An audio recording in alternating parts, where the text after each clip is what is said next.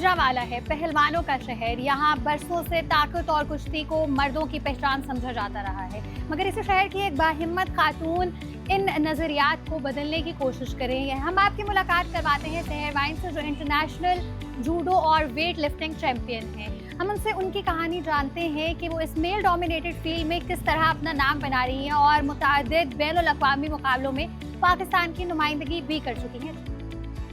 2021 से जूडो कर रही थी, लेकिन मुझे 2023 की नेशनल गेम्स खेलने के बाद ये एहसास हुआ कि मेरे में उस तरह से पावर और स्ट्रेंथ नहीं है। इस वजह से मैंने वेट लिफ्टिंग स्टार्ट की थी। 4 महीने जब वेट लिफ्टिंग की तो उसके बाद मैंने इंटरवर्सिटी के अंदर पार्टिसिपेट किया और मैंने रिकॉर्ड बनाया कि सबसे ज़्यादा वेट ही मैंने उठाया तमाम कैटेगरीज़ में ना, और 8 महीनों के अंदर अंदर मैं नेशनल लेवल मेडलिस्ट हो गई थी वेट लिफ्टिंग की। और जब मैंने वेट लिफ्टिंग स्टार्ट की थी, मैंने जो जिम्नेजियम का पार्किंग एरिया इन्होंने वहाँ पर जगह दी हुई थी, और जब स्मोक उतर रही होती थी सर्दियों में तब हमने गेम स्टार्ट की। पंजाब के अंदर लाहौर के अंदर 16 अकेडमीज़ बनाई हैं फ्री में बच्चों को स्पोर्ट्स सिखाने के लिए। उसके अंदर ना वेट लिफ्टिंग है ना जूडो है। नेशनल गेम्स पाकिस्तान के स्पोर्ट्स का सबसे बड़ा इवेंट होता है, और इसके अंदर तकरीबन 32 to 35 गेम्स जो है ना वो एट अ टाइम हो रही होती हैं इन अ वीक और 10 डेज़।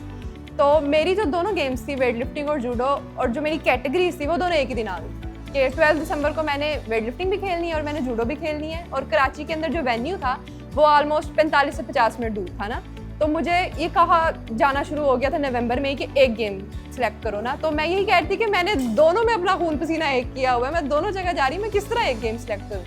तो एट द एंड मैंने फैसला ये किया था मैं जूडो खेलूँगी, लेकिन जिस डिपार्टमेंट को मैं रिप्रेजेंट कर रही थी उन्होंने कहा कि आपने दोनों खेलनी। तो फिर मैं भागती रही पूरा दिन।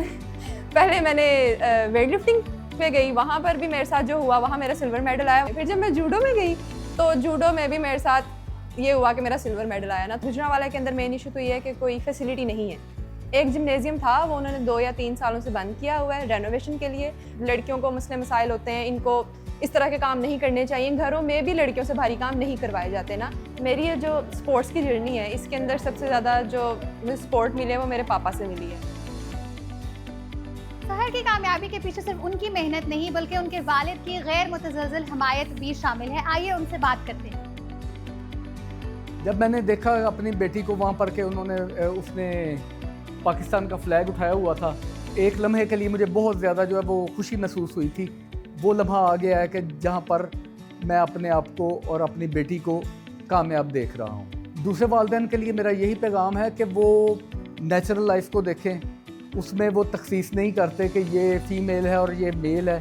जो चिड़ियाँ हैं वो फीमेल चिड़िया को भी उसी तरह रिज़्क हासिल करना सिखाती है जिस तरह से मेल चिड़िया के बच्चे को सिखाती है।